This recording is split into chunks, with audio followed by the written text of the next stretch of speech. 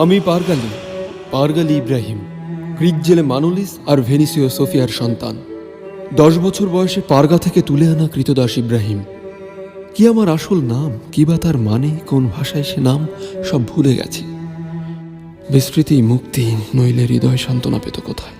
যে ভূমি যেখানে আমি হাঁটতে শিখেছি, পবিত্র শিশুর চোখে বিশ্ব দেখেছি, সেই স্মৃতি আমাকে গ্রাস করে এখনো। আমি ইব্রাহিম, পাল্টে যাওয়া ইব্রাহিম, যাকে পারগা থেকে 10 বছর বয়সে এখানে নিয়ে আসা হয়েছিল। কেমন করে পাল্টায়? কিসে পাল্টায়? কি থেকে পাল্টায়? পেছনে ফেরার সুযোগ আছে কি? তা কি কখনো সম্ভব? নাকি নিয়তেই আমার ভবিষ্যৎ নির্ধারণ করবে? যেখান থেকে আমার পরিবর্তনের শুরু, সেই জায়গা কি একই রকম থাকবে? অপেক্ষায়।